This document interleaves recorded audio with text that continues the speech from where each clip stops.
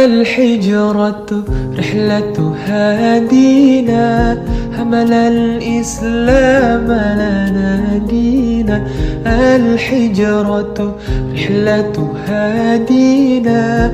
Assalamualaikum warahmatullahi wabarakatuh. Bismillahirrahmanirrahim. Alhamdulillahirabbil alamin. Wassalatu wassalamu ala asyrofil anbiya wal mursalin sayyidina Muhammadin wa ala alihi wa ashabihi ajma'in.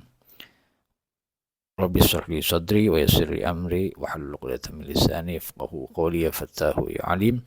Wa ba'du, kita lanjutkan pengajian ke bab inna wa akhwatuha ya. Kita baca kitabnya dulu. Bismillahirrahmanirrahim. Wa amma inna wa akhwatuha, adapun inna wa akhwatuha dan teman-temannya inna, fa innaha maqsudnya inna wa akhwatuha itu tansibul isma, menasabkan apa inna wa akhwatuha isma kepada isimnya atau mubtada ya. Wa tarfa'u dan merafa'kan apa inna wa akhwatuha al khabara ke khobarnya, kepada khobarnya. Wahia adapun inna wa akhwatuha inna wa anna walakinna wa ka'anna wa laita wa la'alla taqulu, kau berkata inna zaidan qaimun, sungguhnya Zaid ialah orang yang berdiri, wa laita amron sakhishun wa laita amron, semoga amr merupakan orang yang nampak ya, muncul. Wa makna inna wa anna, adapun maknanya inna wa anna dan anna itu ditaukidi untuk menguatkan makna ya. Walakin adapun lakinna lil istidrak, untuk istidrak, menghilangkan keraguan di pernyataan pertama. Kalau bahasa Indonesia gampangnya tetapi. Wa ka'anna dan ka'anna litasbih, untuk tasbih, menyerupakan, seperti ya. Walaita dan laita litamani, fungsinya laita untuk tamani, yaitu taman itu mengharapkan sesuatu yang sulit terjadi, bahkan mungkin tidak mungkin terjadi, mustahil terjadi. Wa la'alla dan la'alla ini maknanya litaraji untuk mengharapkan sesuatu yang mungkin terjadi. Wa tawaqqu'i dan sesuatu yang kurang enak diharapkannya atau yang menakutkan ya, terhadap istilahnya mengharap sesuatu yang terjadi tapi yang enggak enak atau yang menakutkan ya, mengkhawatirkan, itu namanya tawaqku'. Oke, kita bahas satu persatu ya, inna dan teman-temannya ini. Sebenarnya kita masih di marfu'atil asma. Yang kita mau bahas itu sebenarnya kan isim-isim yang dirofakkan. Disebutkan di awal, isim yang dirofakkan tuh diantaranya adalah khobarnya inna, yang ini tarbul khobar. Cuman karena daripada cuman bahas khobarnya doang, mubtada atau isimnya nggak dibahas ya, sekalian dibahas satu bab. Oke ya. Inna wa akhwatuha itu amil nawasih, awamil an-nawasih, amil-amil yang merusak atau merubah posisi mubtada atau khobarnya. Nah, kalau kemarin kana itu merofakan khobar, menakhfakan mubtada atau isimnya, menasabkan khobarnya. Kalau ini tuh kebalikannya. Inna itu tansibul isma, menasabkan isimnya atau mubtadanya, tarbul khabar, khabarnya dirofakan.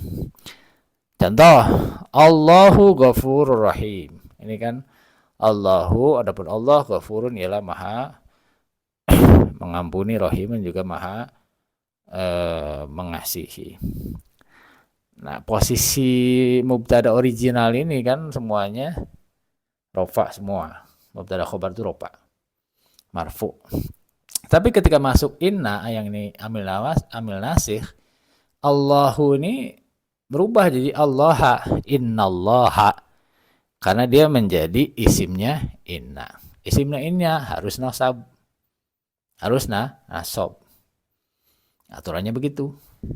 Khobar ghafurun ini harus rofa. Jadi innallaha ghafurun rahimun. Ya, ini juga sama. Karena merupakan khobar tsani. Ghafurun ini selain khobar ini juga dia berfungsi sebagai khobar awal ya. Rahimun ini khobar tsani. Khobar yang kedua. Tetap kalaupun khobar kedua ya namanya khobarnya inna ya harus rofa. Oke. Seperti ya gambarannya inna wa akhwatuha tuh. Tansibul isma tarfa'ul khobar. Mubtadanya dinasabkan, khobarnya dirofakan. Ya, oke. Selesai ya, fungsinya selesai tahu. Sekarang ada berapa nih? Inna ada teman-temannya tuh. Ada 6. Ini lumayan sedikit ya, kemarin pas kana 13 banyak bener. Sekarang yang inna cuma 6 doang. Nah, inna, anna ini maknanya sama. Untuk taukid atau takkid menguatkan makna, wa nafyi syaki dan menghilangkan keraguan. Contoh, annallaha syadidul iqab. Atau innallaha ghafurur rahim. Anna itu biasanya diawali dengan i'lamu atau pokoknya ada jumlah duluan. Cuman saya nggak sebutin aja di sini. Pokoknya saya fokusnya ke sini aja nih. Ya. Annallaha sesungguhnya Allah syadidul iqab ialah yang pedih siksaannya atau berat siksaannya. Nah, orang Arab itu biasanya kalau ngomong Allahu syadidul iqab itu di pikirannya, di hati itu masih belum ada keyakinan 100% gitu. Masih ada ragu-ragunya dikit. Orang Arab tuh begitu. Nah, ketika dia masih ada keraguan atau belum yakin 100%, ditambahkanlah inna atau anna ini. Sesungguhnya kalau kita mah.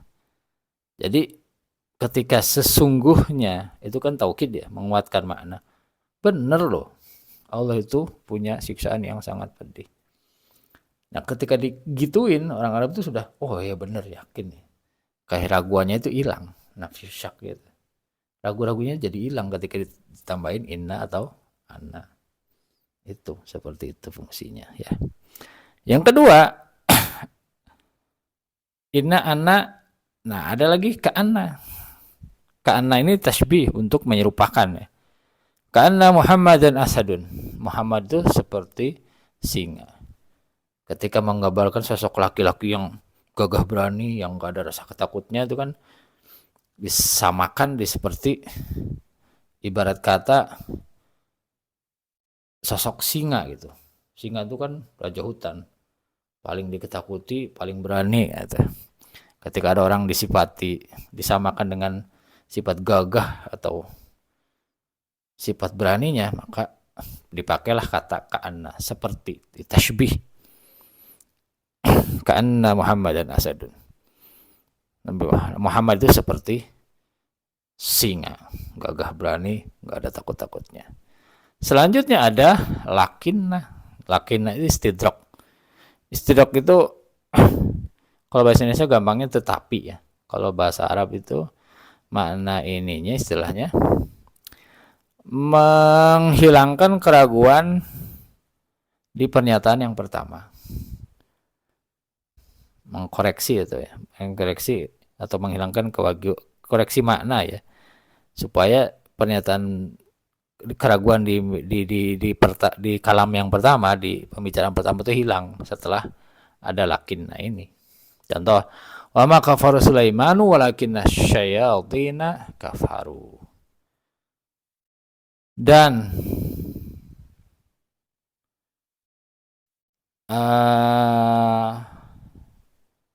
tidaklah seorang Nabi Sulaiman itu kafir, tapi yang kafir itu setan, para setan.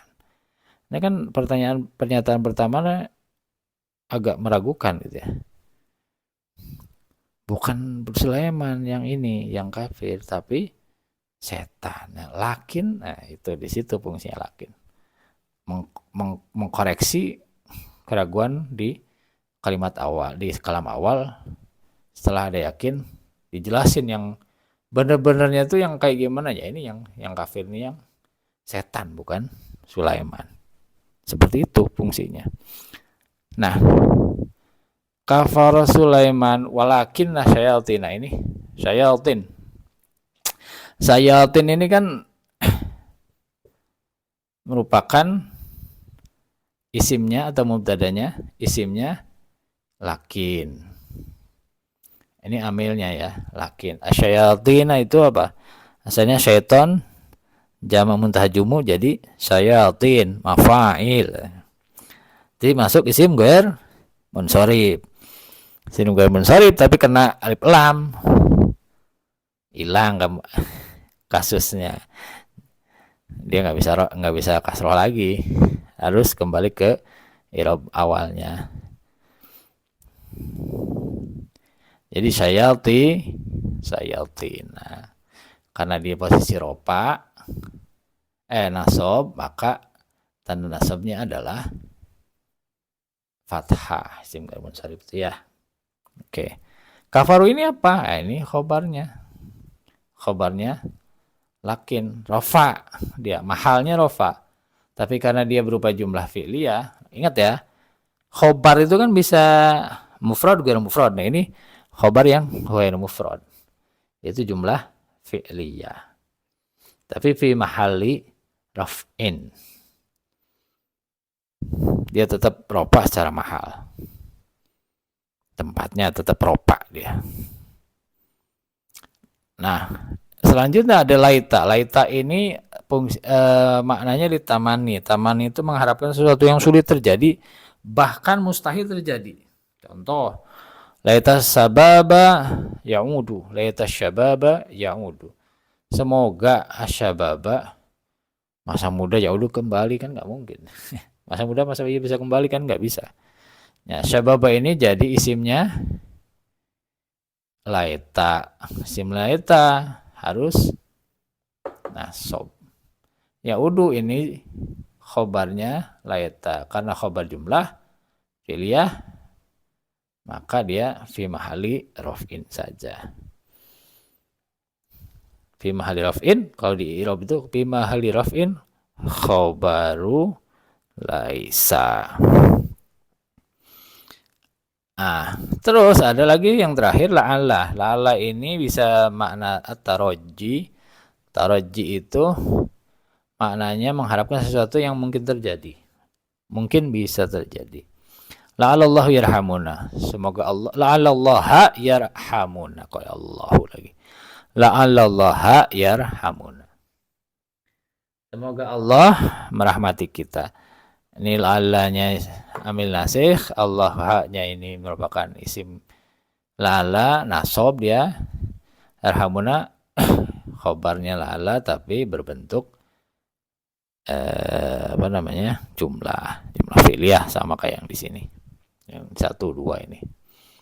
Terus juga selain taroji dia juga tawakku. Tawakku itu kalau di syarahnya ini ada namanya isfaq. Isfaq itu al-khauf, ketakutan ya, rasa takut, khawatir, atau mengharapkan, kalau bahasa ini mengharapkan sesuatu yang kurang disukai lah. Kalau mengharapkan sesuatu yang jelek terjadi, bisa seperti itu. Contoh, la'alal aduwa qadimun. Semoga musuh qadimun datang. Mengharapkan musuh datang itu kan sesuatu yang kurang disukai ya.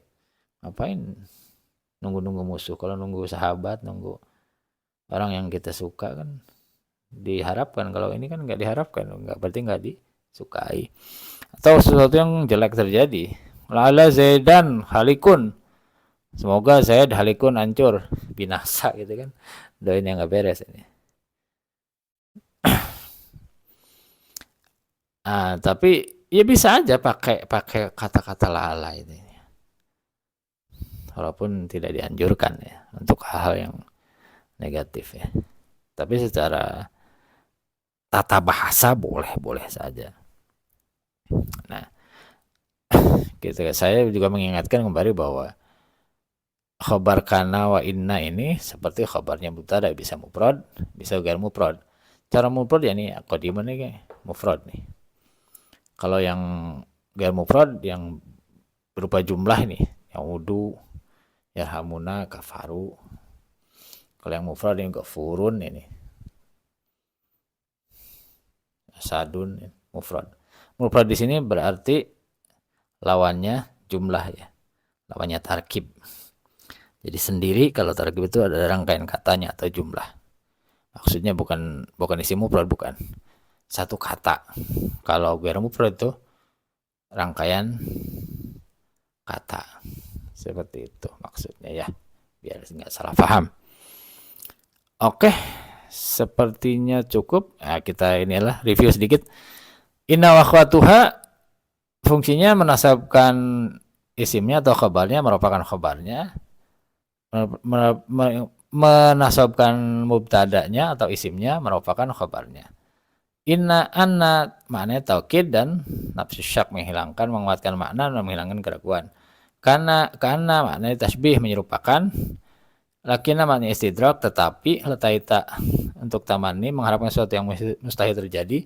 Lala bisa taroji, mengharapkan yang bisa terjadi, atau tawakuf, mengharapkan sesuatu yang kurang baik atau kurang disukai. Oke, seperti itu saja. Saya kira cukup ya.